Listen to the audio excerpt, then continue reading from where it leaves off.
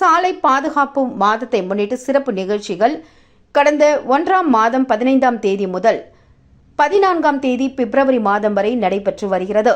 அந்த வகையில் புதுச்சேரி யூனியன் ஆட்சி பகுதியில் வாகன ஓட்டுநர்கள் மற்றும் பொதுமக்களுக்கும் சாலை பாதுகாப்பு தொடர்பான பயனுள்ள கருத்துக்களும் வழிமுறைகளும் சென்றடையும் வகையில் அனைத்து ஏற்பாடுகளும் செய்யப்பட்டுள்ளது.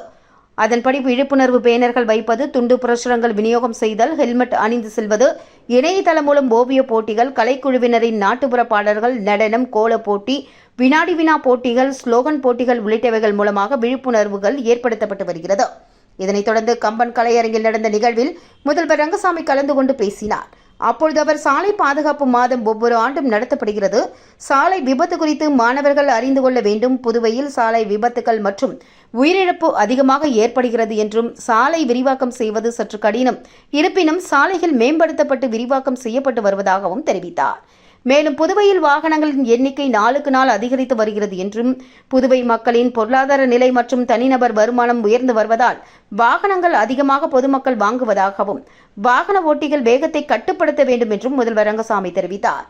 மேலும் புதுவையில் எங்கு போனாலும் 26 கிலோமீட்டருக்கு மேல் இல்லை, சாலை பாதுகாப்பு விதிமுறைகளை கடைபிடிப்பது அவசியம் என்றும், உயிரிழப்புகளை தடுக்க ஹெல்மெட் அணிவது அவசியம் என்றும், சில வாகன ஓட்டிகள் அதிவேகமாக ரேஸ் செல்வது போல் செல்வதாகவும், பள்ளி மருத்துவமனை இருக்கும் இடங்களில் குறைந்த வேகத்தில் செல்ல வேண்டும் என்றும் அறிவுறுத்தினார். மேலும் வேக தடைகளில் உயரம் குறைவாக அமைத்து பிரதிபலிப்பான்கள் அமைக்க வேண்டும், போக்குவரத்து விதிமுறைகளை மாற்றம் செய்ய வேண்டிய கட்டாயம் உள்ளது என்றும், ஆகையால் அதிகாரிகளுடன் கலந்து பேசி அதற்கான நடவடிக்கைகள் எடுக்கப்படும் என்றார். சாலை ஓரங்களில் கடைகள் அமைத்து ஆக்கிரமிப்பு செய்யப்படுவதாக கூறிய முதல்வர் ரங்கசாமி, இதனால் பெரிய சாலைகள் குறுகிய சாலைகளாக மாறிவிடுகிறது என்றும் வேதனை தெரிவித்தார். புதுவை மாநிலம் சிறியதாக இருந்தாலும் மக்கள் நெருக்கம் மற்றும் வாகன எண்ணிக்கை அதிகமாக உள்ளதாக கூறிய அவர், வாகன ஓட்டிகள் வேக கட்டுப்பாட்டுடன் இருக்க வேண்டும்.